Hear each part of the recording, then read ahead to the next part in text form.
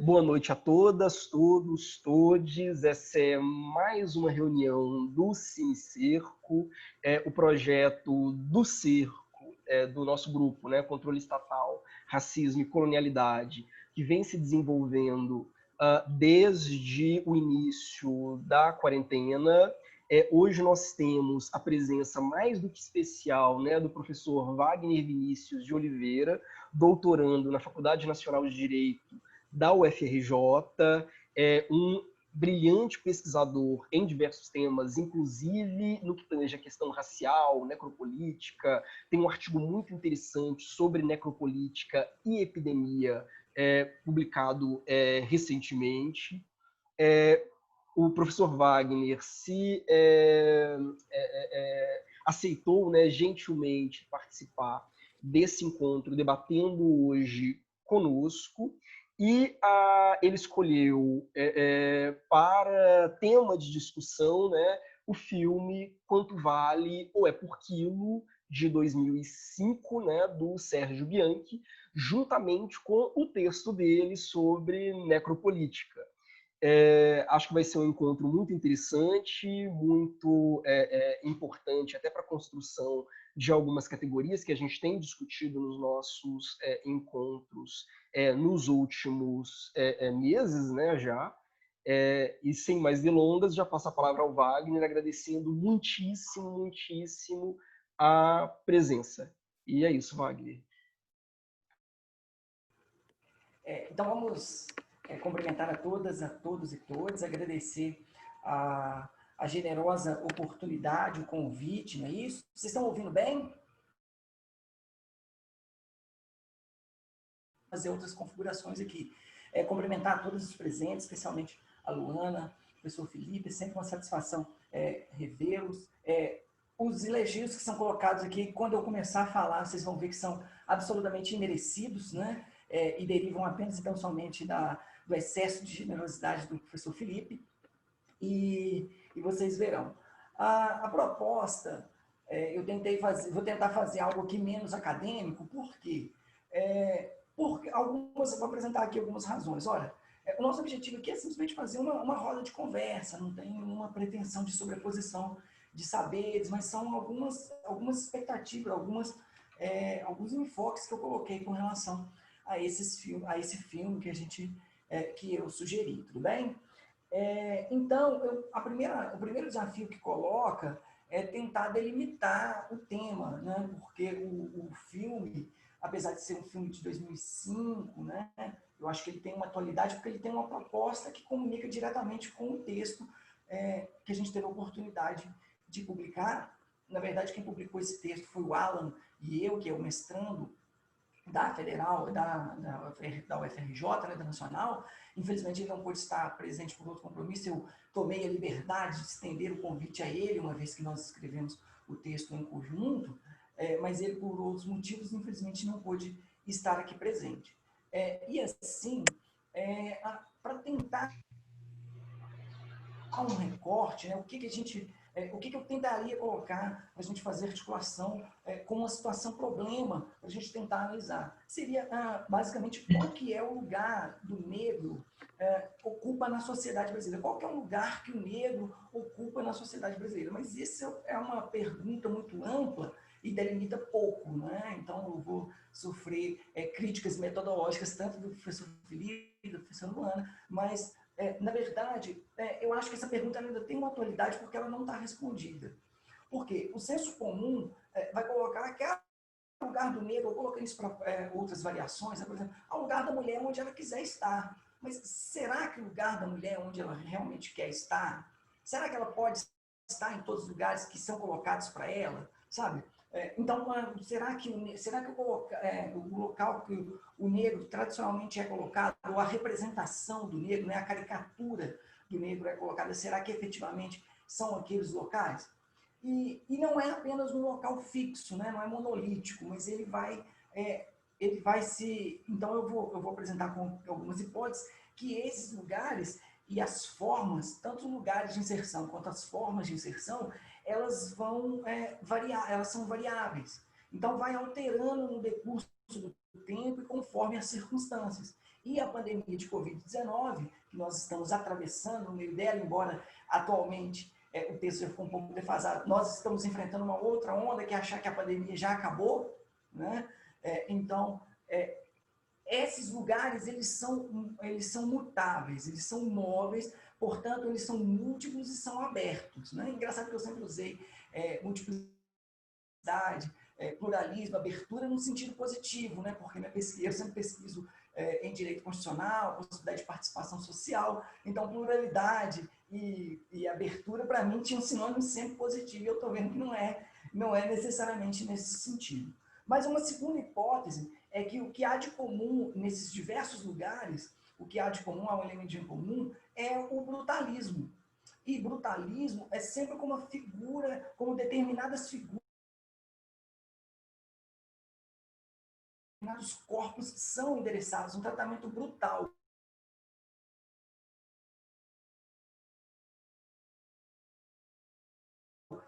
Inclusive, esse é o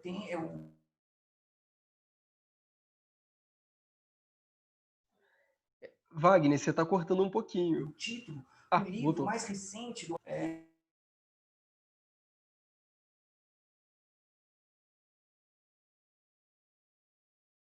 infelizmente não tem a tradução em francês. Acho que eu consigo. Está cortando?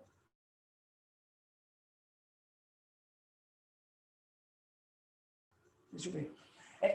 Melhorou um bocadinho, como a gente fala aqui em Minas, pelo brutalismo. E brutalismo. Melhorou agora? E brutalismo coincide, então, com o título, com o livro do Achille Mbembe, de 2020, que infelizmente não tem a tradução para o português, só tem em francês, que ele vai trabalhar. Para a gente fazer um pano de fundo, e é um livro que eu sugeri uma leitura adicional, seria a Crítica da Razão Negra, porque trabalhar Achille Mbembe apenas por uma questão de necropolítica, ou então apenas pelo brutalismo, que é a sua obra mais atual, agora de 2020, cria um hiato. E esse hiato, ele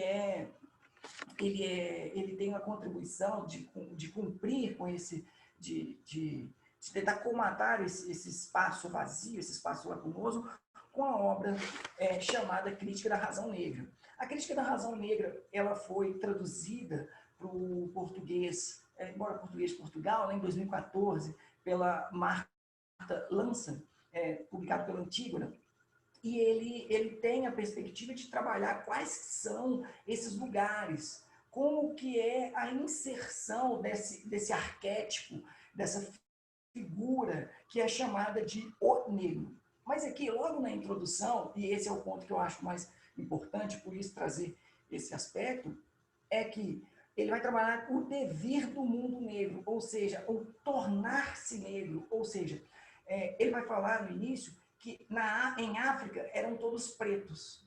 Veio o colonizador e transformou-os em negros. Então, transformar em negro nada mais é do que a transformação de um sujeito, de uma subjetividade, em algo que o Achille Mbembe vai chamar de homem-mercadoria. E eu faria aqui uma extensão que todas e todos nós, em algum momento, nós estamos suscetíveis a esse dever negro. Mulheres estão, por assim dizer, submetidas a esse tornar-se negro, tornar-se negra, pessoas trans, os periféricos, os pobres de uma maneira geral, as pessoas que estão acometidas da Covid-19, determinadas pessoas, então elas vão se tornar negras, nesse sentido, como o Achille Mbembe. Ele vai falar um tema muito interessante na Crítica da Razão Negra, e eu já encerro essa parte, a gente já passa para o filme, que é a questão não tem a tradução, né, do requier para os escravos, que é a recodificação, ou seja, há uma recodificação desse lugar ocupado pelo negro. Embora o sistema escravocrata, o sistema escravagista, ele deixa de ocupar esse espaço central, mas, por outro lado, há uma recodificação, há uma mutação, há uma metamorfose dentro desse sentido. Então, o homem mercadoria, que o Achille Mbembe fala, ele vai transformar pretos em negros, depois vão se transformar em escravos, depois transformam-se em bandidos e depois transformam-se em números. É óbvio que não é linear e também não é uniforme da maneira como está colocada, mas isso é uma maneira geral para a gente representar o que está falando. Para a gente não entrar no texto, né, o texto do Achille é muito denso, eu enviei uma resenha e essa resenha é para poder fazer essa interface. Essa resenha foi escrita em 2015 pelo Rodney William Eugênio, hoje ele já é doutor em ciência política, ciências sociais, se não me engano, e ele vai trabalhar que ele vai reconstruir, fazer essa interface, que a visão do negro no mundo de hoje ela foi construída a partir de um sistema escravagista, tem como suas bases os primórdios do colonialismo. Então, o Achille ele vem trabalhar exatamente essa questão da colonialidade. Ele é um autor que se insere numa perspectiva pós-colonial ou decolonial, para ser mais específico. E é importante lembrar que essa questão racial está indissociavelmente da percepção econômica. Então, é uma percepção econômica que atravessa a questão racial. E ao lado disso, né, e para instrumentalizar isso, tem um exercício máximo do biopoder. E biopoder é uma categoria extraída diretamente do Michel Foucault, que é uma das bases metodológicas que o próprio Achille Mbembe trabalha. Então, dentro disso, dentro dessa categoria, dentro de uma perspectiva de concepção do outro, a partir dessa imagem caricata que foi forjada, que foi criada, é o que Achille Mbembe vai falar de alterocídio. O alterocídio nada mais é do que essa desconsideração do outro. O outro passa a ser visto como, primeiro, é uma questão de invisibilização do outro, ou então uma questão de ameaça. E se aquele, no primeiro momento, ele é invisível, e ele passa a ser visível, a visibilidade dele traz uma ameaça. E o brutalismo seria a resposta para essa ameaça que está colocada dentro do status quo. Né? Então, com isso, eu já passo para o filme. Né? O filme, eu fiquei sabendo depois que ele foi exibido no Paço Imperial, aqui no Rio. Né? Eu tive contato com esse filme um pouco tardio, né? Foi inclusive numa ONG. Olha, pra você ver que contradição, né? Uma ONG da qual eu fiz alguns cursos, eles mostraram esse vídeo e falaram, olha a importância de fazer um trabalho sério, de fazer um trabalho dentro dessa perspectiva. E aqui no Rio ele foi exibido no Paço Imperial. E lá em Minas eu tive essa dificuldade de encontrar. Mas eu selecionei 4 cenas e 4 frases que para mim são emblemáticas. Elas representam bastante. A primeira cena que eu queria destacar é quando a negra, né, Joana, a negra forreada, ela é condenada por perturbação da ordem. Logo nas primeiras imagens. E olha que engraçado, ela é condenada por perturbação da ordem por ofensas raciais, porque ela chama a pessoa que furtou o escravo dela, o escravo na época era um homem, mercadoria, não é isso? Que furtou o escravo dela como branco ladrão. E em face disso, ela sofre uma condenação e a frase emblemática é agindo conforme o sistema. Então, agindo conforme o sistema, o judiciário se viu incumbido da missão de condená-la pela questão da ofensa racial, mas foi incapaz de condenar a pessoa pelo furto do escravo. É muito problemática essa questão, mas é só para a gente identificar como que existe um sistema econômico, mas existe um sistema jurídico também. Existe um sistema jurídico e um sistema político que está incrustado dentro desse arcabouço de construção desse arquétipo. Existe um ponto também, uma cena 2 muito marcante, é a Máscara da Folha de Flanders. A Máscara da Folha de Flanders, ela tem a missão, eu achei uma frase muito forte, ela estimula o espírito de humildade e de subserviência, o tronco. Aí, só uma provocação para o professor Felipe, né? Ele sempre fica falando mal do nosso direito civil. aqui coloquei no chat aqui, mas merecidamente, né, diga-se de passagem, merecidamente, eu faço uma aproximação como que o direito civil ele dá margem para a gente, fornece uma categoria para a gente conseguir entender isso. Quando o Código Civil vai trabalhar na questão do Código Civil brasileiro, tá? Quando o Código Civil brasileiro de 2002 ele vai trabalhar os bens, ele vai trabalhar os bens reciprocamente considerados, ou seja, é um bem principal que guarda relação com alguns acessórios. O bem principal aqui, no caso da máscara da Folha de Flanders, seria o escravo, seria a escrava. E a máscara da Folha de Flanders, ou então o tronco mesmo, seriam essas pertenças, que seria o quê? Que não constituem parte integrante, que se destinam de modo duradouro ao uso, ao serviço ou aformoseamento de outro desse bem principal. Então, naquela época, óbvio que eu não estou fazendo uma tradução de um código do dispositivo de 2002 para aquela época, né? Mas como que essa ideia, aqueles instrumentos para extração de capital, eles serviriam, eles tinham a função de aformosear, ou seja, de tornar aquele corpo dócil, de quebrar a resistência.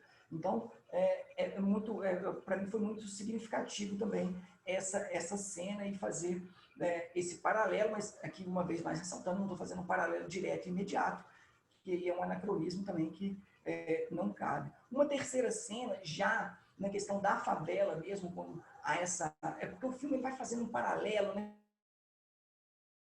interessante, entre o passado e o presente de uma mesma situação, de uma situação, não é a mesma, né, de uma situação que se complementa, né? Então, numa cena lá na favela, salvo engano, gente, é sogra, né? Sogra do Mundinho. Eu sou péssimo em nome, péssimo em parentesco, mas ela tem um sonho, e nesse sonho ela acorda com a seguinte frase: viver de solidariedade é o maior aprendizado que a vida pode dar. Ou seja, esse corpo dócil que foi submetido a aquela estrutura rígida do biopoder, ele deixa de ser aquele homem mercadoria, não é isso? Feitas ressalvas que a gente já fez no início, e passa a ser aquele corpo dócil, aquele corpo adestrado, que vai ser submetido, então, a um processo de solidariedade. É uma solidariedade, mas não uma solidariedade no sentido genuíno do termo, solidariedade no sentido de igualdade, mas é uma solidariedade no sentido que mantém essa estrutura hierárquica. Então, isso é bastante complicado. E é essa mesma solidariedade hierárquica, né, se a gente pode falar isso, uma solidariedade hierárquica, que a gente consegue ver na cena 4, que é a última cena que eu queria destacar aqui, do qual a escrava, entre aspas, né, Lucrécia, ela recebe um empréstimo da Maria Antonieta no valor de 34 mil réis para comprar a sua alforria. Ao final de 3 anos, a Lucrécia, realizando alguns trabalhos e tudo, ela devolve esse empréstimo com juros no valor de 42.238 réis, ou seja, gerou um lucro de mais de 8 mil réis. E a frase que eu coloquei que eu achei muito emblemática nisso, é que no final o lucro e a liberdade se tornam realidade. Ou seja, aquela transposição brutal de um corpo, de uma pessoa como mercadoria, ela vai se metamorfoseando, ela vai alterando com o passar do tempo. E várias são as roupagens que são colocadas nesse sentido, né? E é um tema bastante interessante quando ele fala, quando é retratada a questão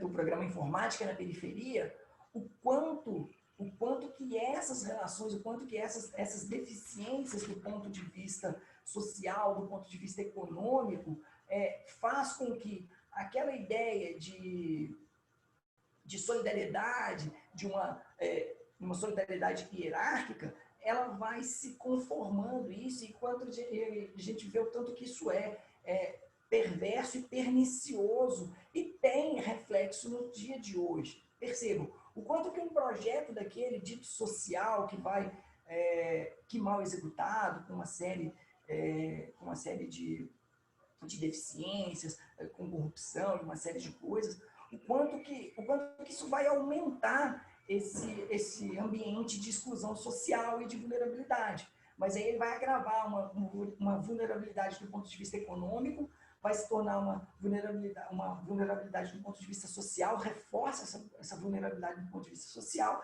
e implementa uma terceira vulnerabilidade, que é a vulnerabilidade do ponto de vista político. Ou seja, aquelas pessoas, quando elas vão reivindicar, quando elas vão protestar, há uma cooptação daquele reclame. Ou seja, há uma dificuldade em todos esses elementos. E para fazer essa passagem, é dentro desse ambiente, ou seja, dentro dessa ficção, dessa distopia, melhor dizendo, dentro dessa distopia da realidade social brasileira, que é colocada, que se insere a questão da Covid-19. Por óbvio que a Covid-19 ela não cria todas essas imperfeições, todas essas dificuldades, é óbvio, mas ela acentua e ela potencializa algo que já existia. Ela escancara, né? Ela eleva isso à enésima potência. Então, dentro dessa perspectiva, Alan e eu, nós tentamos fazer algumas articulações dentro desse conceito de necropolítica. Por quê? Necropolítica é um termo que está na moda, né? Está em voga. Isso é bom, eu quero deixar aqui bem escuro que isso é bom, né? Mas isso pode haver uma certa deturpação. Por quê? É o que o David Ribeiro, doutorando da UFMG, comentou num filme semana passada, eu tive a oportunidade de ver, da Universidade Federal Juiz de Fora, do qual ele falou que necropolítica não é matar preto, não é só matar preto. Vários são, aí eu retomo o que a gente já falou no início, existe esse devir negro. O periférico hoje pode ser esse negro, muito certamente haverá essa coincidência, não é isso? O idoso hoje pode ser dentro desse devir, desse tornar negro, né? As pessoas trans, né? As mulheres trans, obviamente estão inseridas dentro desse devir negro. Então, é dentro dessa categoria, e especialmente tentando fazer uma articulação com o finalzinho do filme, né, que ele coloca uma provocação muito, muito interessante, que é a criminalidade como uma resposta ou como uma causa dentro desse sistema de exclusão. E dentro disso, um dos mecanismos da necropolítica são as políticas de encarceramento em massa, são as políticas de insegurança, não é isso? São essas políticas voltadas, mas não no sentido de uma garantia de direitos e garantias fundamentais, não isso. Aqui nós estamos tratando de um inimigo interno que precisa ser combatido, mas um inimigo interno que precisa ser aniquilado. Então, são dentro dessas ideias que se insere a questão da insegurança pública como um dos mecanismos de necropolítica. E, obviamente, ele vai articular as questões com soberania estatal, com as dificuldades de um estádio de exceção, do qual morte e violência passam a ser a regra. E se dentro dessa perspectiva morte e violência passam a ser a regra, eu já antecipo aqui um pouco das minhas conclusões, confirma uma das minhas hipóteses, que seria a questão do brutalismo, né? O brutalismo como uma das respostas dentro desse sentido. Então, o combate à criminalidade, hoje, ele hoje não, né? Há algum tempo já, né? Ele é inserido com a ideia de um extermínio de corpos indesejáveis. E esse controle, essa gestão dos corpos indesejáveis, né? Que a Luana, que me antecedeu aqui em outras passagens, falou que como que Barbacena, né, faria questão dos loucos. Isso, quem era o louco? Quem era esse indesejável? Como que isso está sendo gerido isso no livro Holocausto Brasileiro? Infelizmente eu não pude participar, mas fiquei sabendo que foi excelente. Então, dentro disso, dentro desse contexto, dentro dessa política, dentro dessa perspectiva, que nós inserimos aí 127, por enquanto, 127 mil óbitos dentro de um contexto de exclusão e de vulnerabilidade do ponto de vista social, do ponto de vista econômico e do ponto de vista político. Então, é dentro disso que se insere. Mas percebam, mas o que tem a ver uma coisa com a outra? Por quê? A Covid, ela é combatida, ela é prevenida, né, por questões simples. Vejam, hoje em dia, isso é trivial, percebam. A higienização das mãos, álcool em gel, máscara de proteção e isolamento social. Essas são as 4 medidas que todas e todos nós sabemos. Mas vejam, existem algumas vulnerabilidades que impedem, que dificultam e que obstaculizam o exercício disso. E o resultado não é outro senão esse que aí está. E outro que eu tendo a fazer.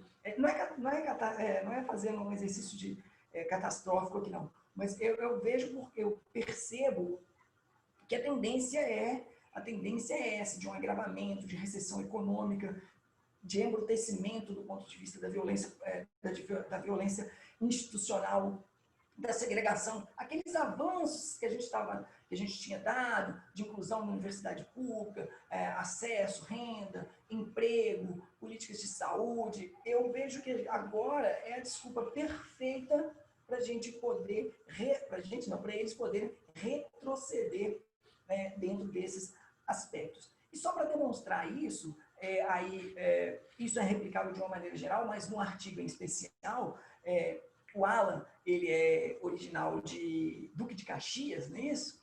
Então, a gente colocou alguns dados dentro do estado do Rio de Janeiro. Esses dados também, eles poderiam ser replicados, poderiam ser encontrados no local onde eu moro, onde eu morei e moro, meus pais moram, que é a questão das grandes periferias de Belo Horizonte, de Minas Gerais, de uma maneira geral. Mas só para a gente ter uma noção, o quanto que essas medidas profiláticas simples, né, ditas simples, tem o seu grau de dificuldade.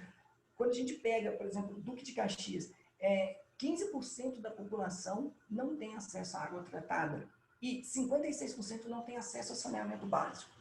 E se a gente pega isso e trabalha isso com Nova Iguaçu, que também compõe a região ali do Grande Rio, né, esses dados são 16% sem água tratada e 47% sem saneamento básico. Mas, pasmem, isso são os dados de 2018. E para finalizar, né, Belford Roxo tem ainda um pouco pior, tem 24% das residências da população sem acesso à água tratada e 60% sem saneamento básico. Ora, isso reflete em alguma medida que decisões políticas e econômicas atravessam os determinados corpos humanos, não é isso? Mas, obviamente, aqui, que a gente vai inserir dentro dessa categoria que está sujeito, são os destinatários e destinatárias da necropolítica, e não apenas o negro. O negro e a negra também, mas o periférico, ele assume isso, os idosos, eles assumem isso, as pessoas que têm determinados transtornos, o autismo, por exemplo, as pessoas que têm uma idade avançada também, os desempregados, que agora é um contingente populacional muito grande. Como que isso vai ser organizado? Como que vai gerir esse tipo de relação? Ora, dentro desses grandes bolsões de exclusão social, nós sabemos que se controla e se trabalha com isso, com projéteis de arma de fogo, né? Aí trazendo uma categoria que o Achille trabalha bastante, que são as máquinas de guerra, que ele vai trazer de Deleuze-Guattari.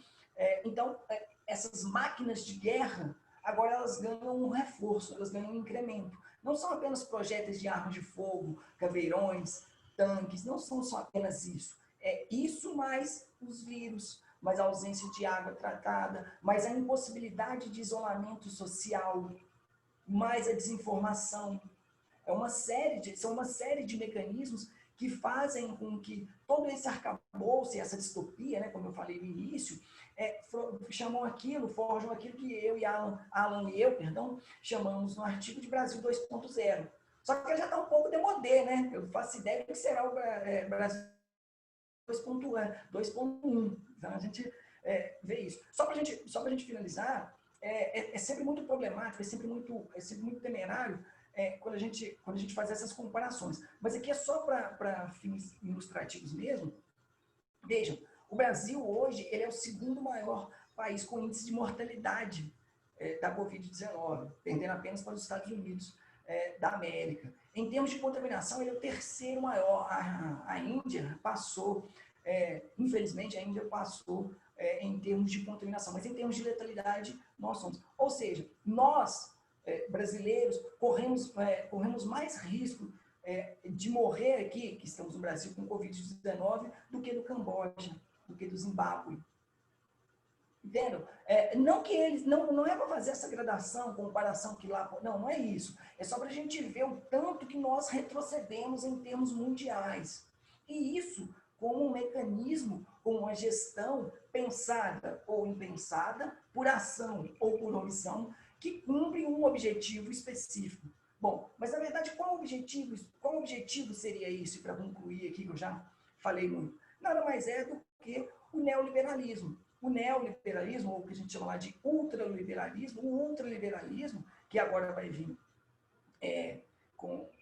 vai vir com força total, ele vai, além dessa produção de corpos indesejáveis, né, das indesejadas e dos indesejados, que é inerente ao processo de exclusão e de segregação e de acumulação, mas também eles vão criar, essas políticas ultraliberais, neoliberais, elas vão criar novos parâmetros de sociabilidade. Ou seja, vai interferir na forma como nós nos relacionamos, na forma como nós produzimos cultura, na forma como nós produzimos, na forma como nós pensamos o direito. Isso vai inserir, inserida nisso, isso vai alterar. Mas isso também, não quero aqui parecer, porque determinado, isso se volta apenas para o Estado. No Brasil, a gente consegue identificar isso, que tem uma peculiaridade também. A gente consegue identificar que há também setores sociais, há contingentes sociais, há parcelas, né? Isso, e aqui me refiro a uma parcela pequena, né? A uma elite urbana, que são contrárias às medidas de prevenção do Covid-19, por razões meramente econômicas. Ou seja, há sempre essa dualidade que promovem campanhas de desinformação e por aí vai. Mas para finalizar, e dessa vez é para finalizar, a minha é a terceira vez que eu falo para finalizar e estou indo, mas dessa vez é para finalizar, sempre esses diagnósticos, eles têm uma precariedade, né? Eles são sempre precários, acho que o termo aqui insere bem, eles são sempre precários porque essa realidade ela muda. E Alan e eu, a gente estava conversando semana passada, percebam, a gente estava discutindo sobre a questão do privilégio, né? Os privilégios e tudo. A gente chegou à seguinte conclusão, que hoje não ter uma pessoa vitimada de Covid-19, um parente próximo, tornou-se um privilégio. E o quanto que um privilégio, que absurdo isso que eu acabei de falar, eu mesmo reconheço. Mas esse é o cenário que o filme e o livro, de uma maneira, e o artigo, de uma maneira bastante precária, tenta articular e tenta ir. Por fim, eu confesso que eu não consegui responder a pergunta qual que é o local. O local é múltiplo e ele está sempre atravessado por esse brutalismo mesmo, como a gente pôde perceber nesse momento. Mas, no mais, era isso. Pedir desculpa por vocês terem me aturado esse tempo longuíssimo. É difícil as pessoas me aturarem por muito tempo. Agradecer uma vez mais a paciência, o convite do professor Felipe, fruto da generosidade dele, a Luana, que nos honra, e todas e todos que estão aqui presentes também. Muito obrigado. Eu queria ouvi-los fazer, já que eu comecei falando que o samba é de roda, não é isso? A roda pode ser de break, não é isso? Pode ser de soul. O que a gente queria fazer uma roda de conversa virtual, a gente tentar ouvir quais são as impressões, contrapor também, né? Sou todo ouvido, aí eu devolvo a palavra ao professor Felipe. Muito obrigado. Bom, já me adianto, queria agradecer imensamente a participação do Wagner. Como vocês podem ver, é uma figura absolutamente brilhante. Aliás, eu confesso que intelectuais e pesquisadores como Wagner, a Luana, me fazem sentir muita inveja dos professores que estão na pós, na verdade, porque eles têm muita sorte, né? Eu tenho muita inveja da Ana Paula, assim, morro de vontade de roubar os orientantes dela.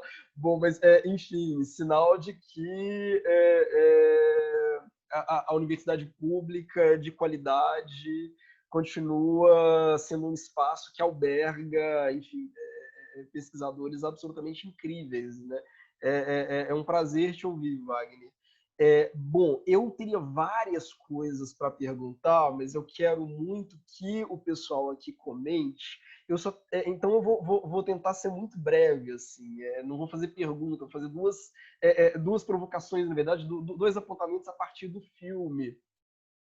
Há um ponto que eu acho muito interessante no filme, na verdade, que é como ele se vale tanto de dados do Arquivo Nacional, quanto também de um conto do Machado de Assis, que é Pai contra Mãe. E é um conto muito interessante, porque ele já começa falando, de uma forma muito impactante, né, dos instrumentos da escravidão e de como esses instrumentos se tornaram obsoletos, né, ou não. Machado de Assis, com a sua clássica ironia, né, ele está falando de instrumentos mesmo, materiais, né? Então ele joga um pouco com isso. E é sensacional. Muitas pessoas criticam Machado injustamente ao argumento de que ele não teria pontuado a questão racial e o escravismo na literatura dele. Eu discordo e tenho a meu favor uma dissertação maravilhosa de uma amiga minha, Ana Guerra. Ela defendeu essa dissertação há alguns anos já na UFMG, sobre racismo e escravidão em Machado de Assis. A Ana, para o azar da universidade e para a sorte dela, decidiu não permanecer na vida acadêmica, então ela se salvou. Ela publicou, quer dizer, ela escreveu a dissertação e fugiu, vou fazer outras coisas, mas é uma perda enorme para a universidade. Mas a dissertação dela está na internet e é muito interessante para debater a questão da escravidão em Machado de Assis, né? Como Machado refletia sobre isso. Mas esse ponto eu acho muito interessante, porque ele narra basicamente a vida de uma família muito pobre, um homem e a sua esposa, sua jovem esposa. Os dois pretendem ter filhos, mas os dois são muito, muito, muito pobres. Eles vivem numa choupana de aluguel com uma tia, eles não têm como pagar a choupana, então eles são despejados. A tia consegue que eles mudem, né, que eles passem a morar de favor no porão de uma família. A mulher está grávida, ela tem um filho e eles decidem dar o filho deles para a roda. Quer dizer, colocar o filho deles em adoção. E o homem muito, muito triste com isso, ele com a criança nos braços. Então ele vê, e ele trabalhava também eventualmente ele fazia bicos, como é que eu vou dizer, como raptor de escravos fujões. Quer dizer, quando os escravizados fugiam, ele eventualmente localizava esses escravizados passeando pelos bairros do Rio de Janeiro e arrastava esses escravizados para os seus senhores. Então, quando ele está entrando na farmácia, quando ele está indo em direção à roda para colocar a criança dele, ele vê uma escravizada, grávida, que estava sendo anunciada nos jornais por sei lá quantos mil contos de réis. Então ele deixa o filho dele numa farmácia, corre atrás da escrava, agride essa escrava, arrasta ela até a casa dos seus senhores, a cena é absolutamente brutal. É genial o conto, porque ele tem o quê? 10, 11 páginas. Até a metade do conto você se afeiçoa ao personagem, você fica com muita pena do personagem. Então é uma cena extremamente brutal, ele arrasta a mulher até o senhor dela, joga ela no chão, ela sofre um aborto. Aliás, há vários paralelos, né? Essa cena aparece no filme, inclusive. Ela sofre um aborto, ele volta para casa, ele volta, né? Recolhe o filho dele, que ele tinha deixado como farmacêutico, volta para casa feliz com o dinheiro, olha que coisa maravilhosa, vamos poder permanecer com os nossos filhos.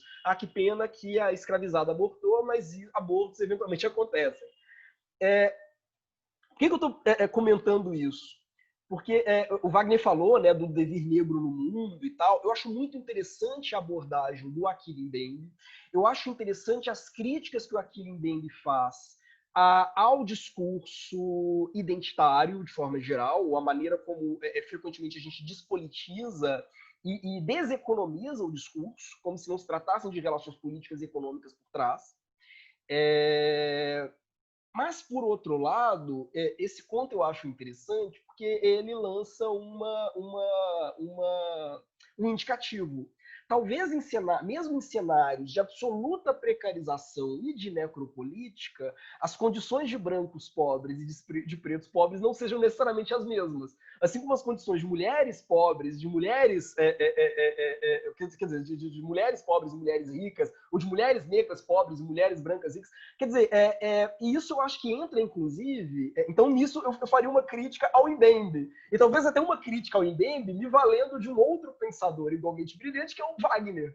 Por quê? Porque Wagner discute muito, inclusive, sobre a maneira como, ao invés de uma necropolítica, nós temos necropolíticas, né? Como a necropolítica ela se adapta a diferentes territórios, a diferentes situações e a diferentes corpos, né?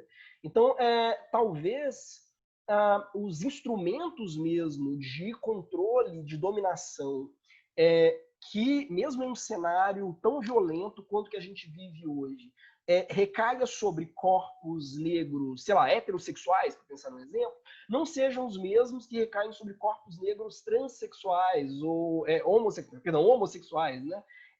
Ou, enfim, os que atingem cisgêneros não são os mesmos que atingem transgêneros, né? A maneira como, então, esses mecanismos de poder eles se ajustam, eles se adaptam de formas bastante seletivas com instrumentos, voltando ao Machado, né? Com instrumentos específicos de acordo com os corpos aos quais eles estão se voltando. Eu acho o conto do Machado de Assis lindo por causa disso. Quer dizer, a maneira como ele nos força a pensar esse jogo, né? Quer dizer, a gente está pensando em duas pessoas absolutamente pobres e absolutamente precarizadas. A ex-escravizada que fugiu e o cara que está passando fome porque ele não tem absolutamente nada. Mas a branquitude opera para ele como uma espécie de jogo de barganha. Uma barganha que ela não pode se dar ao luxo de ter, né? E ao mesmo tempo como um instrumento de desumanização. Embora a gente esteja vendo, né, pessoas que foram violentamente brutalizadas, né, e violentamente desumanizadas, mas ainda assim o processo de desumanização de um é diferente do processo de desumanização de outro, né? Então os instrumentos que eles têm para jogar nesse contexto eles são diferentes. Então eu queria te fazer essa provocação. E uma outra provocação é muito interessante, porque as esquerdas no Brasil, durante o fim da ditadura militar e a nova república, elas viveram um processo que é o de abraçar o princípio da subsidiariedade da Igreja Católica, né? Já ouviram falar do princípio da subsidiariedade? O princípio da subsidiariedade é um princípio forjado pela doutrina social da Igreja e que dizia, na verdade, o seguinte: aquelas ações sociais que podem ser desenvolvidas por outros atores que não o Estado, devem ser desenvolvidas por esses outros atores que não o Estado. Por quê? Porque esses outros atores estariam mais próximos da comunidade, por conseguinte, a intervenção ela seria mais horizontalizada do que a intervenção do Estado. É isso que justifica, por exemplo, as reformas do Bresser Pereira na estrutura política brasileira. Você tem setores, tanto à direita quanto à esquerda, que eles estimulam mesmo um processo de privatização e um processo de desestatização ao argumento de que isso seria mais democrático, aproximaria os agentes, né, de transformação social da população mais vulnerabilizada enfim, nos afastaria desse Estado autocrático, ditatorial. Por que eu estou dizendo isso? Porque a gente sabe muito bem qual foi a consequência disso. Quer dizer, a única organização do terceiro setor, digamos assim, a única organização da sociedade civil organizada que cresceu e floresceu de forma muito ativa e pungente em virtude desse processo, foram as igrejas neopentecostais. Muitos pastores abriram ONGs que se transformaram em grandes instrumentos de captação de recursos, uma coisa que a esquerda não soube fazer com habilidade. Então você tem um esvaziamento de partidos e sindicatos, mas um fortalecimento da igreja com verbas do Estado. Eu posso dizer isso com tranquilidade, porque eu já trabalhei numa ONG que fazia exatamente isso. Ela mobilizava uma pequena fortuna todos os anos com dinheiro estatal. Então você tem um processo muito acentuado, né, de fortalecimento dessas instituições e de esvaziamento do Estado, e que entra muito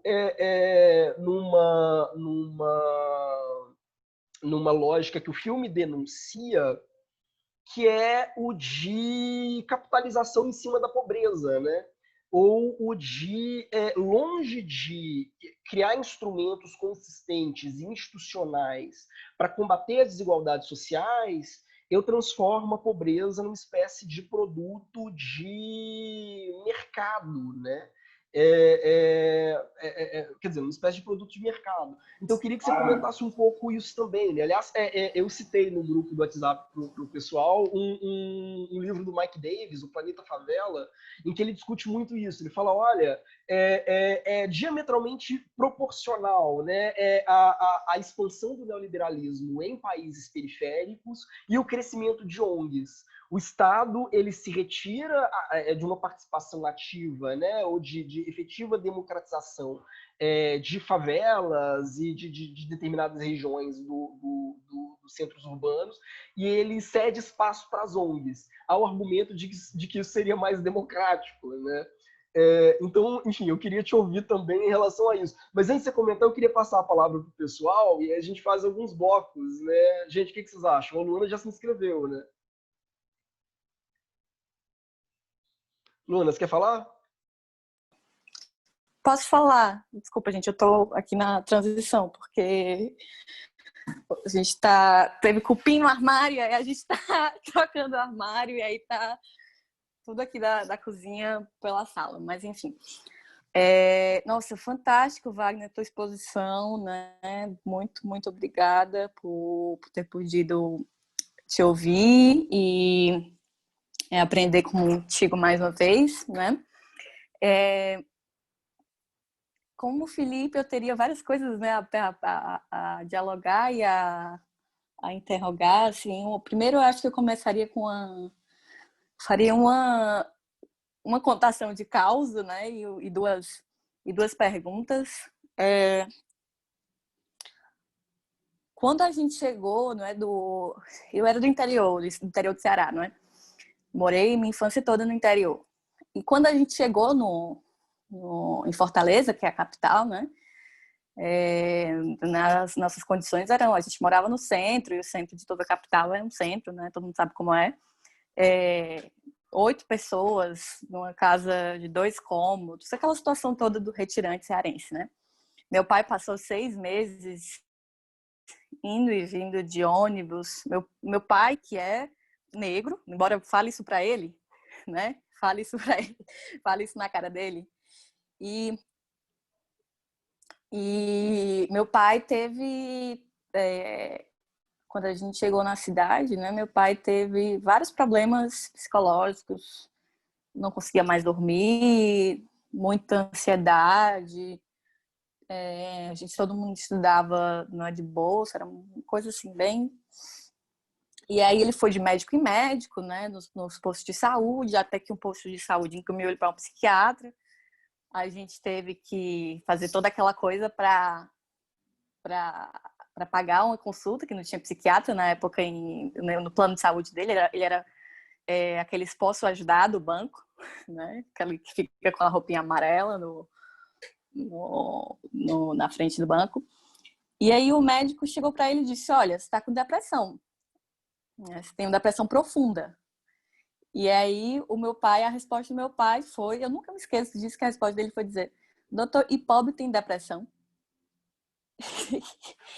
E aí isso me veio à mente esses dias porque, né, lendo o teu texto e recentemente lendo o Realismo Capitalista, do Fischer, ele tem um momento lá que ele fala da praga da saúde mental, né? De como a gente naturalizou que pessoas com depressão são um byproduct do capitalismo.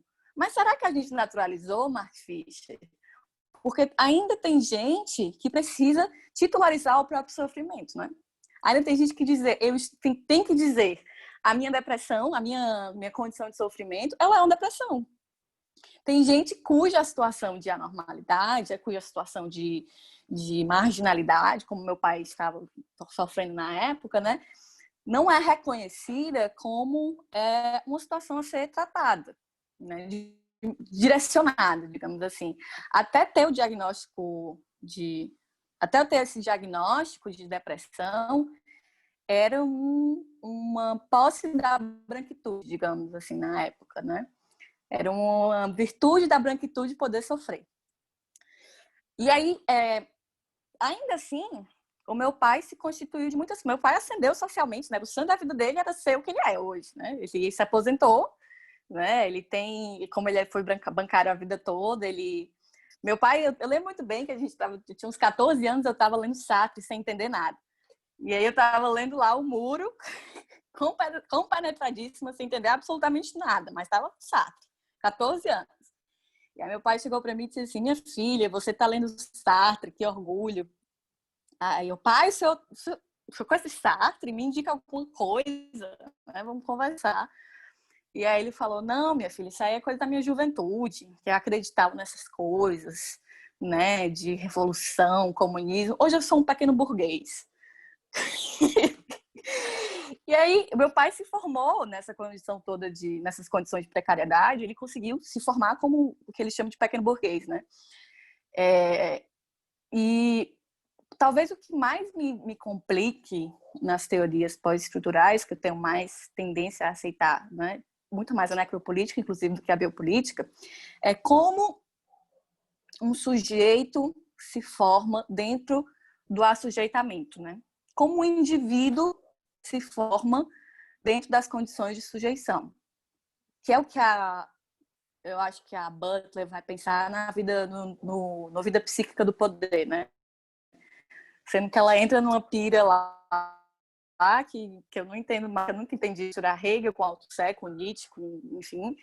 E a minha pergunta, então, é como sujeitos, não é? Como, mesmo nessas condições de sujeição, eles se tornam sujeitos. Eu acho que isso no filme fica bem claro quando as pessoas sonham os próprios sonhos, né? Tem a própria Mônica, que é um personagem que eu acho icônico, ela tem os próprios sonhos, né? Em que ela se transforma, inclusive, a filantropa. Ela é a filantropa dos sonhos dela, né? Ela é a mulher que vai ajudar os outros e ela é a mulher que vai ser a dona da solidariedade. Ou seja, ela está se formando como sujeito, mesmo que sob condições de profundo assujeitamento, né?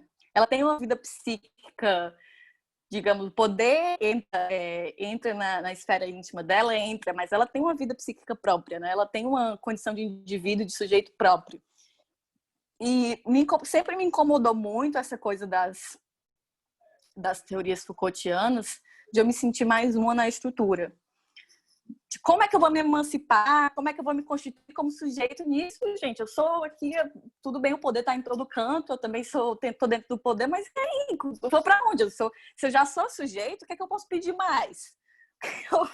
Se eu já sou um sujeito de poder, para onde é que eu vou, né? Qual é o meu deslocamento nessas teorias? Para onde é que eu vou nessas teorias? E aí, essa era uma das primeiras perguntas também, né? Aquela primeira, para onde é que a necropolítica vai? O que é que a necropolítica... Se a necropolítica revela que disposição à morte, né? Que a política da morte é uma política de gestão estatal, dentro principalmente dos estados neocoloniais, para onde é que a gente vai a partir dela, né? O que é que a gente consegue com a necropolítica, né? O que é que ela estatui? Porque a biopolítica eu já sei que ela não quer nada. A biopolítica ela quer só constatar que os sujeitos são controlados. Ela quer isso. Eu tenho um professor, inclusive, que diz que Foucault, Derrida, Deleuze, todo mundo era pago pelas grandes corporações. A teoria da conspiração dele é que todos esses filósofos foram pagos pelas grandes corporações para que o iluminista de esquerda parasse de procurar a solução das coisas. Parasse de procurar explicar as coisas e dissesse tudo é caos, tudo é o caos. Eu acho que, infelizmente, às vezes até é razoável pensar dessa forma, mas enfim. O que é que a necropolítica, então, estatui a partir dessas proposições, né, de que a exposição da morte é uma política a ser desvendada e, de certa forma, desmantelada, não é? Porque se a necropolítica é uma política de fundação de estados, a gente precisaria refundar as políticas de vida, precisaria pensar em outros estados. Eu não sei muito bem o que é que vem depois da necropolítica, mas eu tenho a certeza que é preciso que venha algo, né? E a outra coisa que eu acho que fica muito clara, eu até tinha pegado o trecho específico, mas eu lembro da página do livro, que é a página 60 do livro do Mbembe, né? É porque meu computador descarregou. Que ele fala que dentro da necropolítica, os corpos viram facilmente esqueletos. A tradução de 2018, aquela que é um livrinho. Que os corpos viram rapidamente esqueletos, né? E aí essas cenas que tu falou de massacre em massa se tornam muito comuns. E para mim essas são as cenas, né, que a gente acha linda, eu não sei porquê, né? Essas cenas dos corpos, dos vários túmulos em fileiras, que as pessoas olham, ai meu Deus, olha isso, olha o descaso do governo, né? Fica lá se regozijando na própria piedade. E aí eu lembrei de uma coisa que o Foucault fala em Defesa da Sociedade, que é que as políticas de estatísticas, né, as estatísticas, as grandes categorizações, os censos, são uma forma de tornar sujeitos em números, né? São uma forma de despersonalizar os sujeitos, de forma que você não compreende mais naquele número uma estrutura de vontade. Ela não tem mais um número, né? Ela é mais uma estrutura, ela é mais um ponto na estrutura.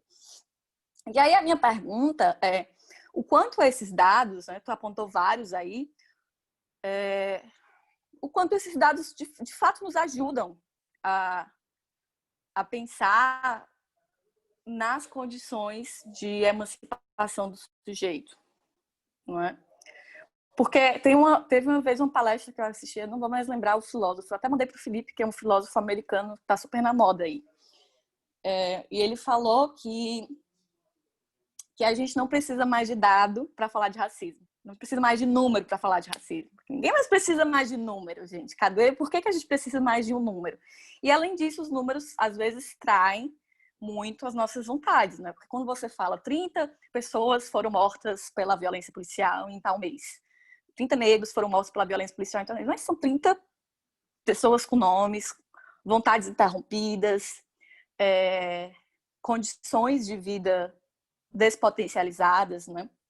Então, a minha pergunta é a minha segunda pergunta seria essa, o quanto esses números que a gente todo dia é bombardeado, inclusive eu tenho a tara de todo dia abrir aquele Worldometer, que a gente vê quantas pessoas estão infectadas, né? Eu fico, meu Deus, mais gente. Meu Deus, mais gente morreu. Aquela coisa. Quanto esses números, na verdade, são despotencializantes no sentido de reinscrever a individualidade em cada um desses números, sabe? E é isso. Desculpa novamente as perguntas e a bagunça toda, né? Bom, fantástico. Wagner, você quer responder enquanto o pessoal formula mais perguntas? Bom, eu vou tentar responder, né, Felipe? Eu não tenho essa pretensão, não.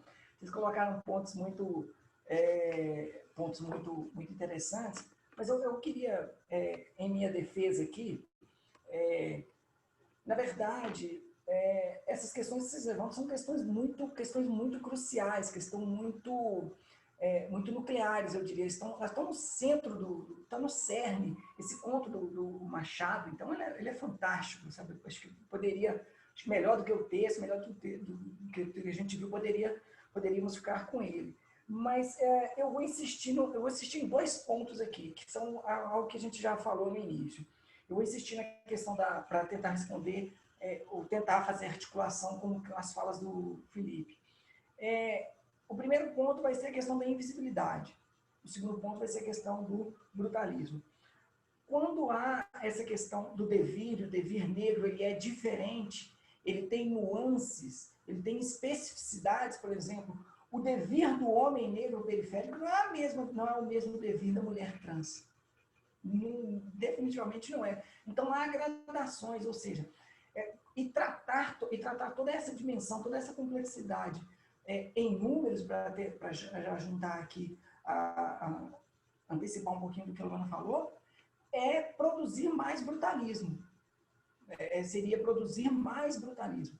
Mas eu acho que a grande questão que e a crítica também que eu faço implícita, né, ao Achille, que é essa questão de tratar esse devir negro, de tratar essa gestão da morte de uma maneira monolítica, de uma categoria monolítica.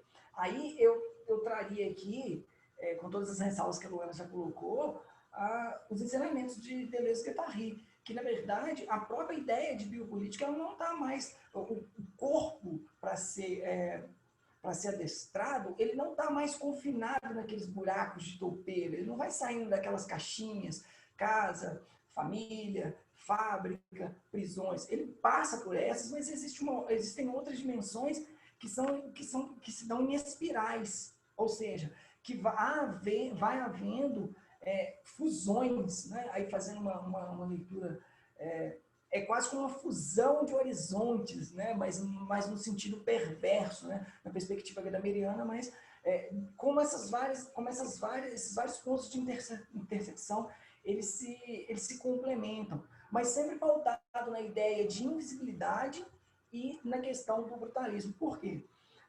No exato momento em que eu nego, que eu invisibilizo, por exemplo, questões de pauta LGBT, por exemplo, ou questões questões voltadas para o racismo, quando eu vou traduzir, quando eu vou simplificar isso, transformando isso num espantalho, na caricatura do mimimi, isso, de uma maneira ou de outra, isso vai fazendo com que aquele sujeito que era invisibilizado no primeiro momento, ele passa a ser destinatário direto e imediato do brutalismo.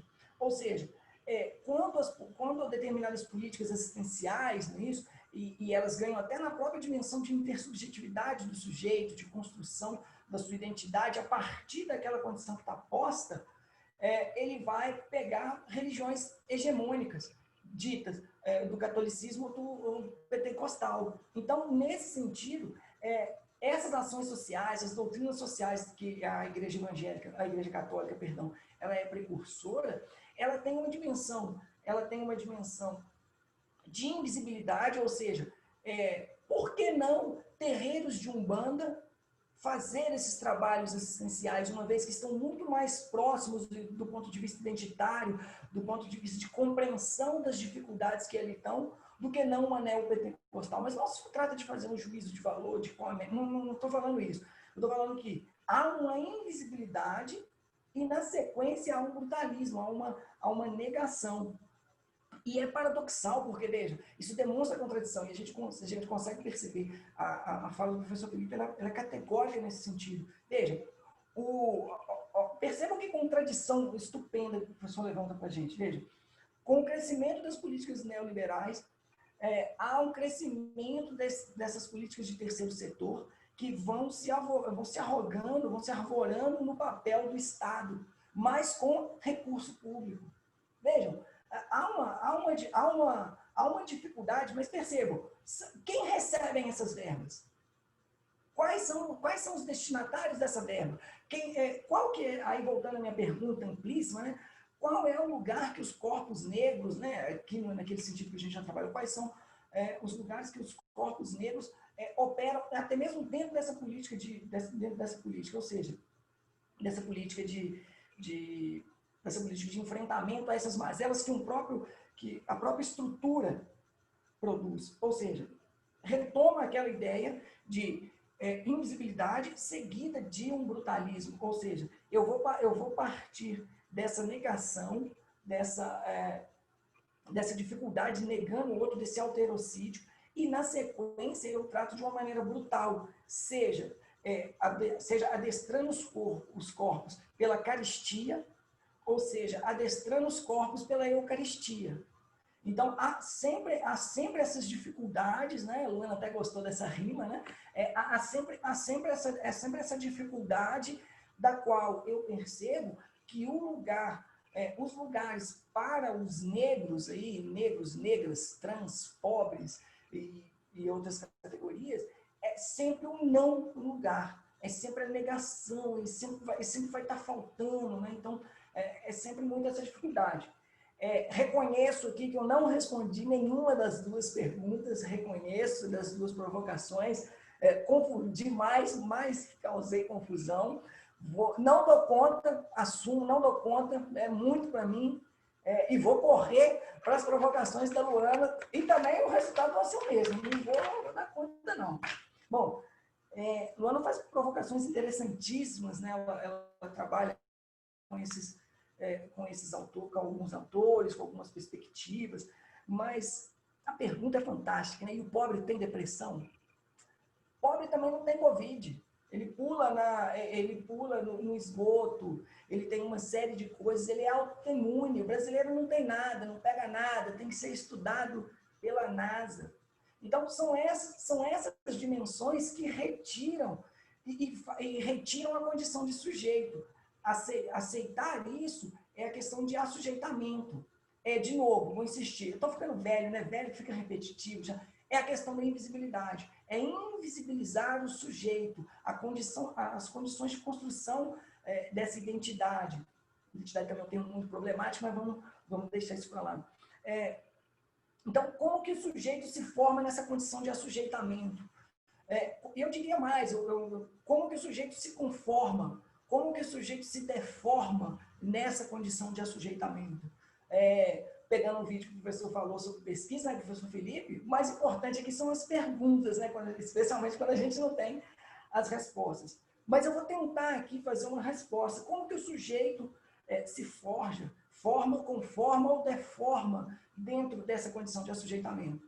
Ele vai construir, tentando trabalhar a partir de uma categoria Foucaultiana, dentro da heterotopia. É a construção de lugares outros.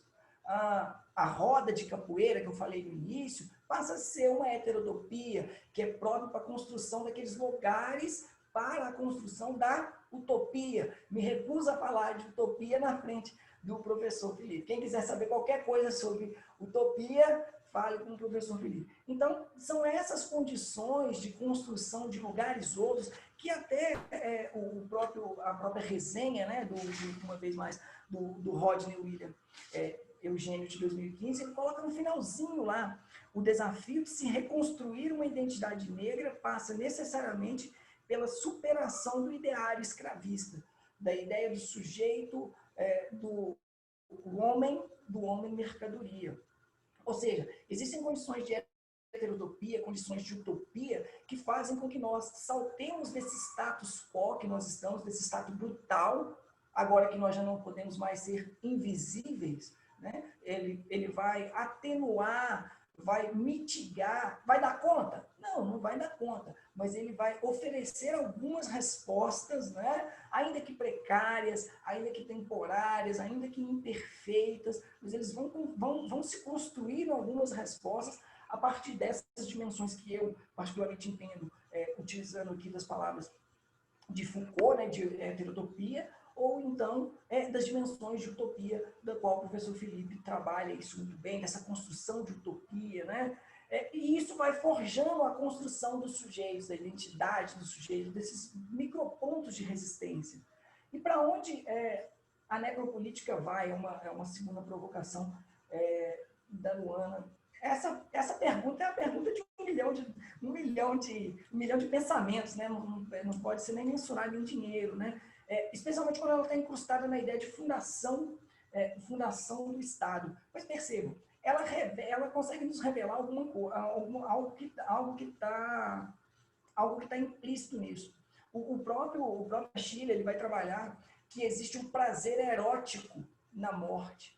Existe quase um prazer de satisfação, um gozo. Então,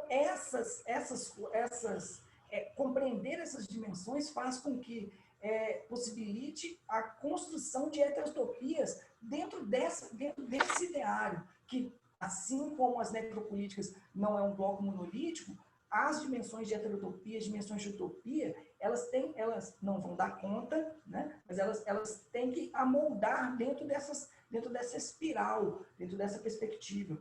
A imagem, o texto, a palavra esqueletos assim no corpo, no texto é muito impactante também. Isso me incomoda ao mesmo, as covas, né, os túmulos, isso me incomoda ao mesmo tempo que elucida. Isso é muito...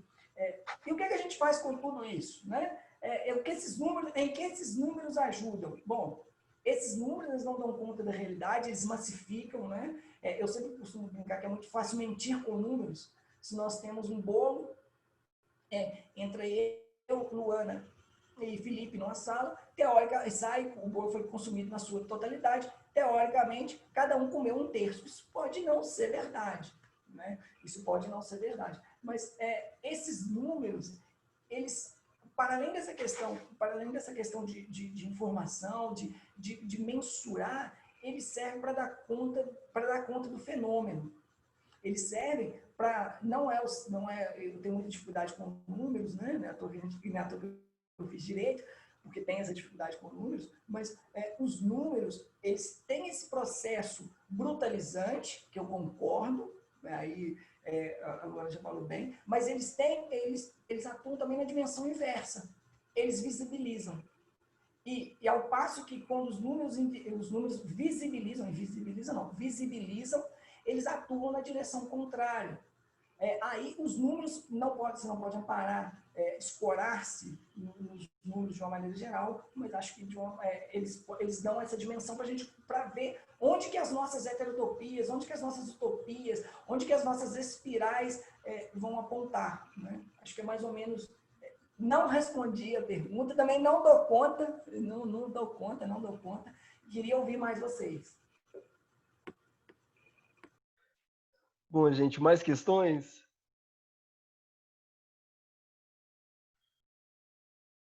A Kátia mandou uma questão por escrito, então eu vou ler para vocês. Olá, perdi o início da apresentação, mas pelo que pude acompanhar sobre a precariedade do viver dos grupos periféricos, da formação do sujeito na subalternidade, queria saber como pensar as pautas de reivindicações desses grupos no cenário político, econômico, social, de Covid que temos hoje. Houve também uma precariedade dessas pautas em função dessas condições? A pergunta é em função de uma outra apresentação que assisti, em função de luta da população negra por direitos civis na perspectiva do palestrante.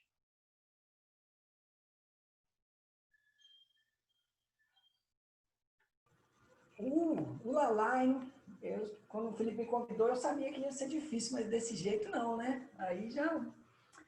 Como pensar em pautas, né? Essa efetivamente é uma questão muito delicada. Como pensar em pautas? Como pensar na dimensão de identificar para onde esse fenômeno está indo, se eu tenho uma mescla, se forma um redemoinho de todas essas necropolíticas, se eu tenho uma perspectiva que agora ela não é mais uma política estatal, mas ela é uma política social também, há determinados setores que vão direcionar isso.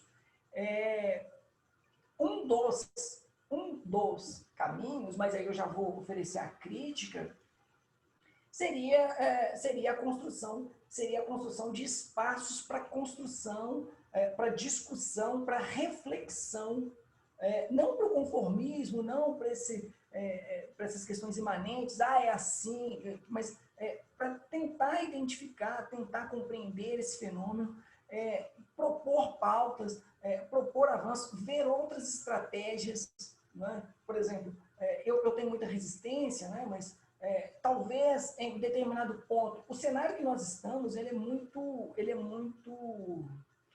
pulsante, sabe? Então a gente não pode se dar isso. Talvez em determinados pontos o judiciário, aí o Felipe não vai gostar, talvez em determinados pontos o judiciário ele possa ser um instrumento com toda a sua precariedade. As universidades elas passam a ter esse papel de compreensão, esse papel de divulgação, de construção, de desconstrução de todo esse ideário, novas formas de articulação social, novas formas de pautas reivindicatórias, novas colocações. Percebam, é sempre muito temerário a gente colocar isso. É certo que o lugar do subalterno, o lugar da subalterna, ele não está dado. O jogo está em permanente disputa. E são essas disputas, essas frentes de estratégias que são colocadas, que são novas dificuldades. Tem uma frase de um constitucionalista que eu gosto relativamente, Richard Bellamy, que é constitucionalista político. Ele vai falar que é consertar o navio andando, consertar o navio em alto mar, andando não, né? Consertar o navio em alto mar. E eu acho que é um pouco isso. Como que a gente vai fazer isso? Olha, são criando espaços na formação de juristas que estão vindo, que estão antecedendo. E eu digo isso com nenhuma modéstia com relação a isso. Vocês estão tendo uma formação jurídica, política, muito superior, mas muito superior da que eu tive. E me atrevo aqui a incluir a Luana. Aqui, muito superior do que eu e Luana tivemos. Muito. Eu vou dar só um dado aqui para vocês verem o tanto que é significativo, tá? Estou fugindo da pergunta porque eu não dou conta, mas aqui vejam. Eu formei graduação, mestrado e doutorado sem ter a oportunidade, sem ter o privilégio de me sentar do lado de uma trans. Sem ter a oportunidade, sem ter a oportunidade, com todos os perigos que essa palavra tem, sem ter o privilégio de sentar ao lado de uma pessoa que foi egressa do sistema carcerário, com a quarta ou terceira maior população carcerária do mundo. Entende? Eu tive a dificuldade, eu tive o desprazer de não ter nenhum professor negro no doutorado, graduação, mestrado, sabe? Então, são essas dimensões que forjam a utopia, que a gente não pode desconsiderar. Não está dado, não. Aí eu vou chamar aqui no reforço o próprio Foucault. Onde há opressão, há resistência. Onde há opressão, há resistência. E são esses pontos que a gente queria colocar. Como pensar políticas públicas de saúde quando a gente tem uma média móvel de 1.000 pessoas mortas por dia?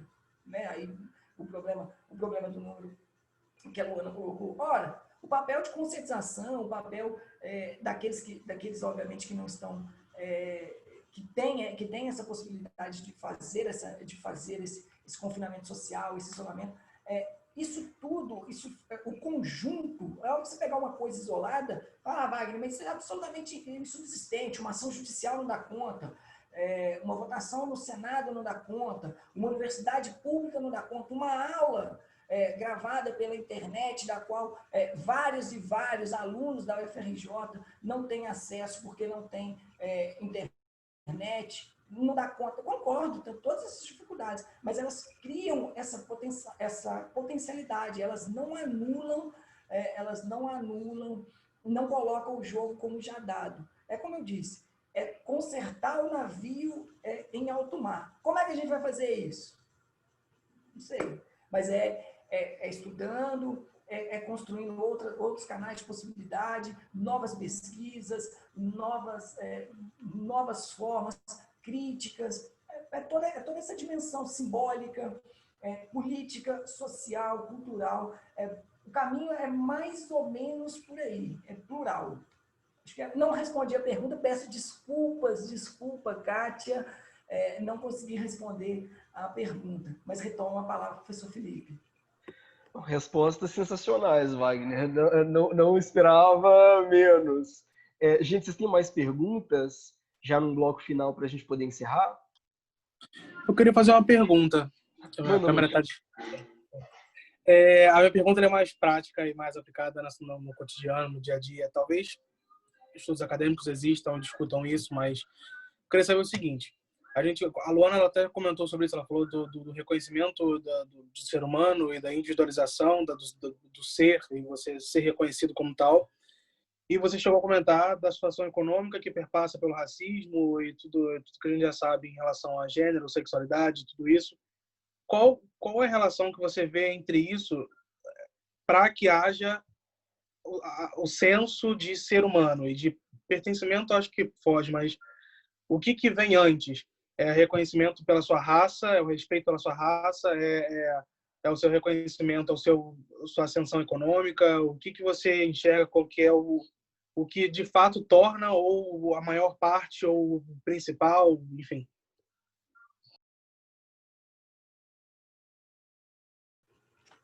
Ufa, que pergunta, hein? Misericórdia. Tem como pular? Não, não tem, né? Aqui não tem. Tá, vamos lá. Não. Essa pergunta é complicada também, fantástica, né? Parabenizo a pergunta. As perguntas são sempre melhores que a resposta. Mas perceba, essa relação economia, raça, gênero, classe e outras, ela é tratada, ela é retratada, ela é mapeada ao longo do pensamento social por muitos e muitos tempos. Essa relação entre economia, ela não é própria. Percebam, eu tive a oportunidade de conversar com uma senegalesa e ela me falou, a Fatou, ela me disse que essa questão de escravidão, ela enxerga isso como um modo de produção, um modo de produção econômico, como uma questão que está atrelada. Só que estar atrelada a um mecanismo de produção, de distribuição, de geração, de concentração, não distribuição, de riqueza, ele faz também a construção de uma subjetividade. Ele vai criar o modo de produção econômico, o modo de produção e de concentração dessas riquezas, ele vai criar, ele vai forjar aquilo que o Achille vai falar de, primeiro, transformar o preto em negro, em homem mercadoria, em homem prata, em homem metal, e depois aquela condição de assujeitamento em virtude daquilo. Só que a genialidade do Achille, na minha opinião, é que ele não dissocia uma coisa da outra. Embora nasça nessa dimensão de construção de um modo de produção capitalista, né? Ela não dissocia isso. Vejam, esse exemplo é muito emblemático. A escravidão de pessoas negras, inicialmente ela cumpria esse objetivo. Mudou o regime de produção, mudou o modo disso, mas as relações sociais, o modo de relação, o lugar de subalternidade, o lugar de invisibilidade, o lugar de brutalidade do negro não altera. E dos negros, né? Negros aqui, negros, negras, trans. E esse modo não altera. Então, denunciar isso. E eu diria hoje. Só que hoje, aí entrando em contradição com a minha resposta, né? Hoje parece que essa dimensão, ela altera um pouco, essa dimensão não é fixa, né? Essa dimensão, ela altera um pouco no sentido de que hoje, discutir determinadas coisas que nós estamos discutindo aqui, ela passa a ser reduzida como um espantalho, uma caricatura, um somenos, sabe? É a pessoa que a pessoa que não foi capaz de ser empreendedora de si mesmo. Mas eu não dissociaria esses dois elementos, mas é difícil estabelecer uma hierarquia entre eles, mas eu suspeito que o modo de produção econômico e de concentração de riqueza, ele influencia de uma maneira mais acentuada para que determinados corpos, determinadas subjetividades sejam aviltadas. Eu suspeito disso, né? Mas, por outro lado, se a gente alterasse o regime de produção, aí fica a dúvida, se a gente alterasse o regime de produção e de uma suposta circulação desses bens, eu não sei se daria conta para desfazer todo esse imbróglio. Eu não sei se daria conta de a gente desfazer, por exemplo, a questão do gênero. Não sei. Eu tenho muita dificuldade de ver isso.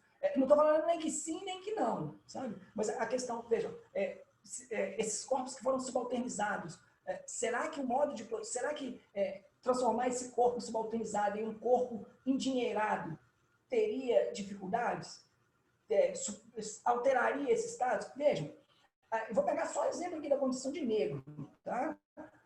Veja, o negro na periferia, ele é invisibilizado e tem a sua condição de brutalismo, próprio da periferia, próprio das máquinas de guerra do Estado dentro das necropolíticas. Mas um corpo negro numa zona sul,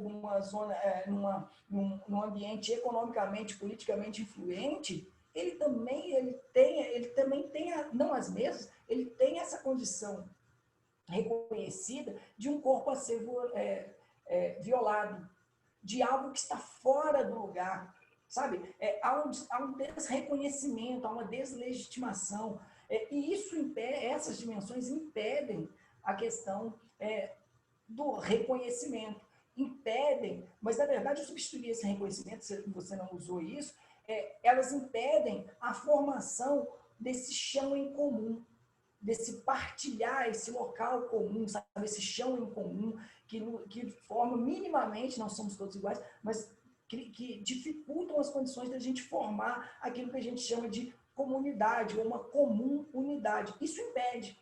Vejam, eu me atreveria a falar aqui, para finalizar, que em alguma medida existe uma dimensão de liberdade, mas não existe nem a sombra de uma dimensão de igualdade. A dimensão de igualdade a gente ainda está longe, está muito longe. Mas essas relações elas são muito próximas. De novo, como toda boa pergunta, a situação que você me coloca é extremamente descomoda, que eu não dou conta de responder. A boa pergunta, ela retumba, né? Ela vai aí. Eu tenho que estudar mais para poder dar conta de responder. A minha pergunta ela foi basicamente porque apesar da importância de ambos, mas eu vejo que uma delas é mutável, que seria a sua situação econômica. Nem que seja por caridade, milagre divino, mas ela pode mudar. Você pode ascender economicamente ou não também. Você pode também decair. Mas a sua raça são coisas que eu acho que... Então, por isso que talvez a raça talvez seja mais identitária, mas ao mesmo tempo menos... um fator menor de diferença e, enfim, de reconhecimento na sociedade, de humanização. Não sei, entende? A dúvida é basicamente isso. O dinheiro, acho que ele te proporciona mais coisas do que o reconhecimento financeiro do que o reconhecimento racial, talvez, na sociedade de hoje. Então a dimensão econômica propiciaria uma questão de liberdade, ao passo que a condição racial, ética, de conhecimento, ela dificultaria a questão da igualdade nisso. Então, por isso, a questão, na sua perspectiva, em certo sentido, eu concordo, que a dimensão de igualdade ela fica impossibilitada por causa disso, por causa mesmo da questão do alterocídio, não é isso? Aí eu concordo, assim, acho que vou me curvar. Posso meter minha colher nessa discussão? Por favor, socorro! Há uma questão... Só faça álcool antes. Há uma questão interessante que passar álcool, né? A teoria racial crítica, ela punha um conceito que é o de racialização diferencial. O que seria a racialização diferencial?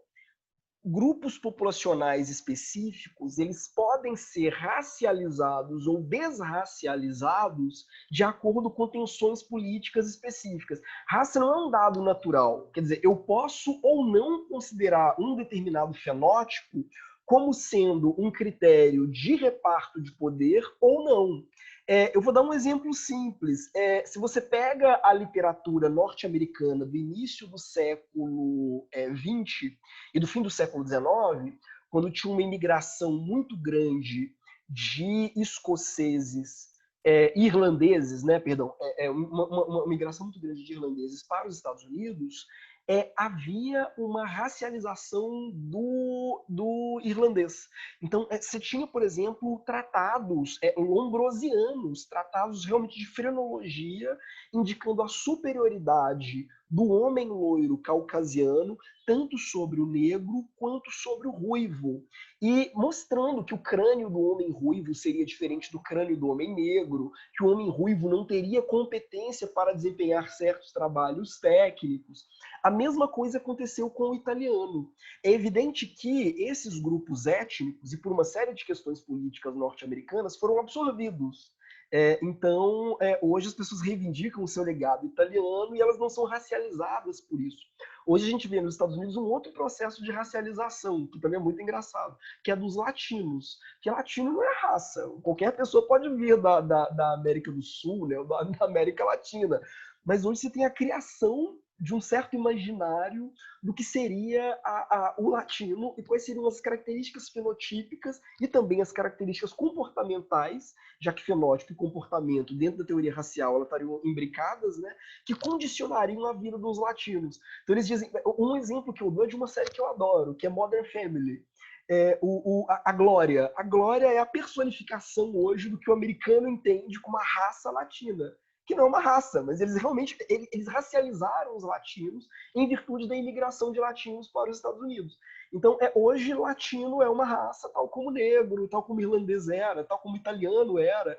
Então, isso é um processo perigoso também. É como a raça é uma construção cultural.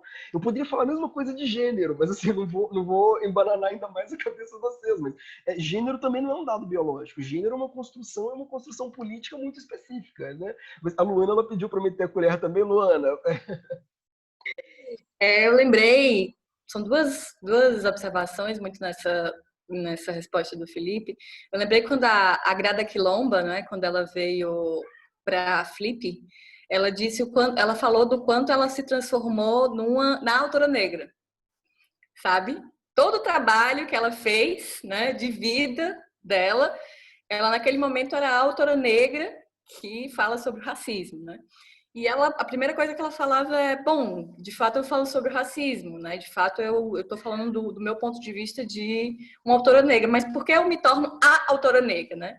De que forma essa racialização não é uma maneira de colocar a hegemonia da arte, a normalização da arte como delimitando o meu corpo ali como anormal e como uma espécie de também desculpa para dizer que a mesa era plural, né? E rapidamente ela, inclusive, se tornou, depois dessas colocações dela, a mais vendida da Flip, acho que foi de 2018, né? E aí eu também lembrei de um autor, que essa pergunta eu acho fantástica, né? O que vem primeiro? A raça, o gênero, a classe? Eu acho essa pergunta, tem muita gente que diz, não, tudo nasce junto, né? Tudo nasce na mesma hora e o sentido dessa pergunta é o mesmo que perguntar quem nasce primeiro, o ovo ou a galinha, blá, blá, blá. Mas tem um autor, que é o Douglas Bayton, que está muito, muito em voga hoje nos estudos críticos raciais de deficiência, que ele fala como a racialização e a deficientização nascem a partir da classe. A ideia dele é o contrário, é dizer, na verdade, tudo nasce a partir da classe, né? Tanto a raça, o racismo quanto o capacitismo nasceram como estruturas associadas na América, né? Na América, nos Estados Unidos, que eles chamam de América, tudo bem? Já uma delimitação, né? Do que talvez ele seja um colonialista, mas e ele fala como essas duas categorias, o capacitismo, como esses dois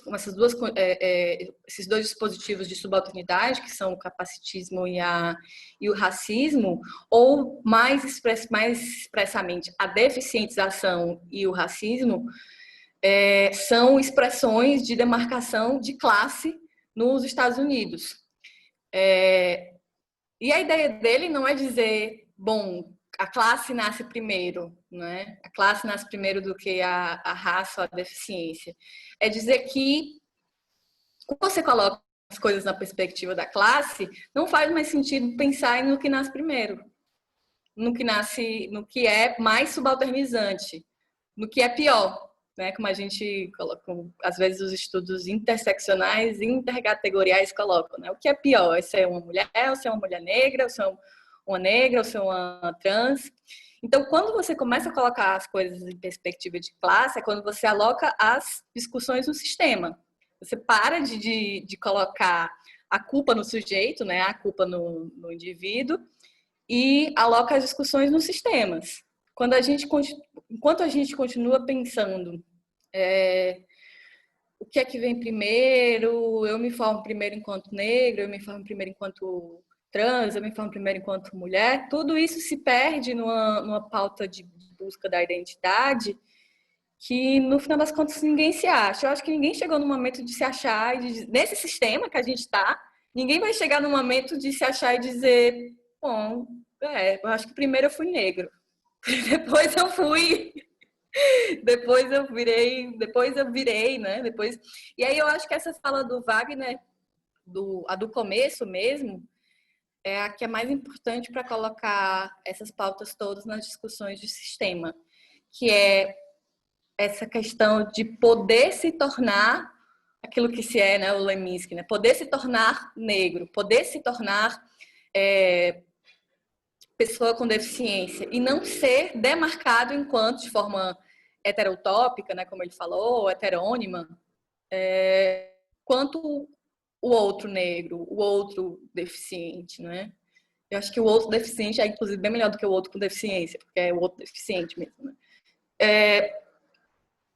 Então, quando você... Depende muito de como você coloca essa pergunta para você poder responder ela. Talvez, quando você coloca essa pergunta a partir da perspectiva de classe, e eu acho que classe é que a gente acha que é pobre e rico, né? É sempre... É a mentira que contaram pra gente que classe é dinheiro, viu? Inclusive, o Mbembe fala isso, né? Que o necrocapitalismo cria o próprio dinheiro. Então, classe não é dinheiro, classe não é pobre e rico, embora muito tenha muito a ver com condições de precariedade, né? Classe é classificações, né? Colocar pessoas em classificações de sistema, né? E aí, enfim, é só esse ponto que eu queria colocar, porque eu acho essa pergunta sensacional e é duro pra gente, né? Quando a gente vai se encontrando em algumas pautas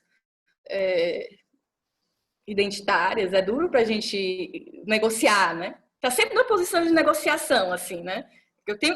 Como eu sou mulher nordestina, eu tenho que negociar. Um momento eu vou ser nordestina e no outro eu vou ser mulher, porque eu não posso... Assim, o meu lugar sempre vai ser esse de negociação, né? E por quê, não é? Por que o meu lugar vai ser de negociação? Porque alguém disse para mim que eu sou de uma classe em alguns momentos e de outra em outros momentos. Todas essas discussões estão reinseridas, são reescrevíveis, né? É possível reescrevê-las nas discussões de classe. Bom, muito obrigado, Luana. Intervenção absolutamente brilhante. A Amanda pediu para fazer uma questão também. Amanda, eu vou passar muito rapidamente, que eu já passo para o Wagner fechar, que a gente já ultrapassou o horário dele, inclusive. Você está sem som. Não, é que assim, se não... Era só retomar duas coisas que a gente já falou, porque acho que às vezes até podia contribuir para a discussão, mas eu vou falar só então 2 tópicos rapidinho, e daí, perdão por falar nesse finalzinho, mas só para de algum jeito também entender a posição do Luca, eu acho que a pergunta dele tem muito a ver, essa percepção de uma sei lá, da questão de classe como proeminente, e trazendo isso para uma visão pragmática do dia a dia, talvez seja muito associada com que você já citou vários autores nesse sentido que a gente fazendo, dessa inclusão pelo consumo que aconteceu nos últimos tempos aqui no Brasil, e talvez dessa percepção de que existe uma determinada mobilidade, que existe um certo ganho de status em função da classe. Então, a primeira coisa era isso, só também para o Luca não ficar achando que ele está falando um negócio que não tem nada a ver, porque eu acho que essa é uma percepção comum. E a segunda coisa era que quando a Kátia mandou aqui a pergunta, ela falou no final que era em função de uma apresentação de outro palestrante que entendia que a luta da população negra por direitos civis se reduziu a não nos matem.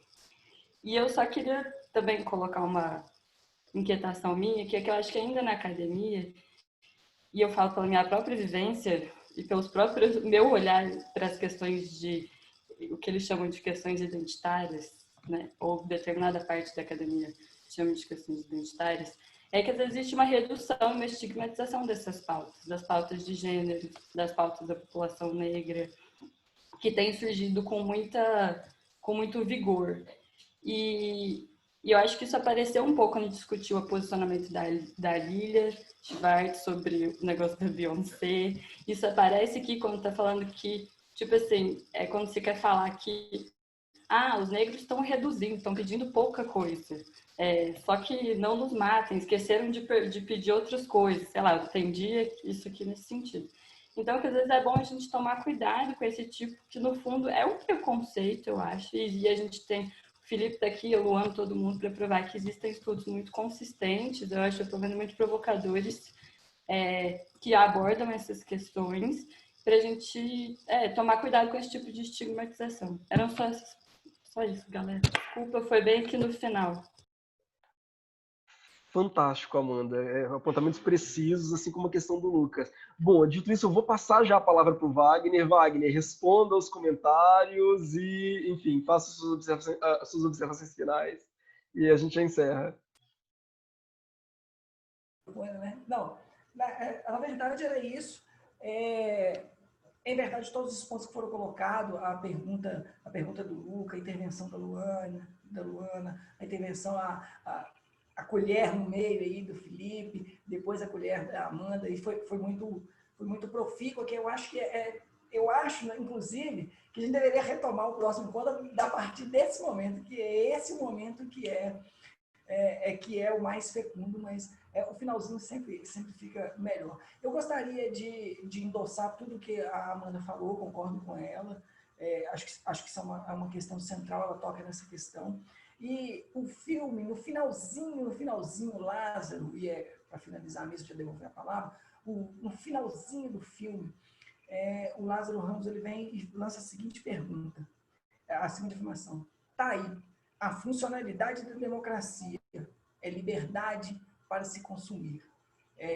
Vai se construir presídios, ampliação das vagas do sistema prisional, a construção civil, e aí encerra com essa ideia. E ele pergunta, né, se pegar escravos fugidos, se era ou é um ofício da época. E se encerra aí, se as necropolíticas se encerram aí. Mas, no mais, era isso. Gostaria de agradecer a todas e todos que me ouviram. Não é uma tarefa fácil, não é uma tarefa agradável. Agradecer muitíssimo a generosidade sem limite do professor Felipe, e estou à disposição para participar dos outros eventos e colocar. Foi uma satisfação inenarrável estar aqui com vocês. Devolvo a palavra, professor. Muito obrigado. Bom, Wagner, eu que agradeço muitíssimo, foi sensacional, como já imaginava, enfim, como só ia acontecer. Muitíssimo obrigado, agradeço a participação de todos que, enfim, comentaram, intervieram, fizeram, enfim, levantaram questões.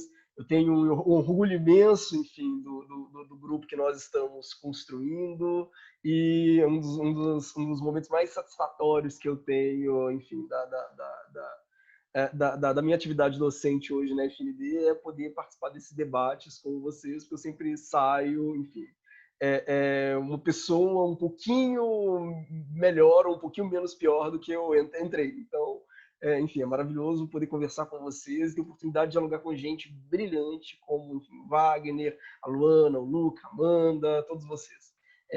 Enfim, dito isso, encerro então a sessão, agradecendo a todos. Até já e até a próxima.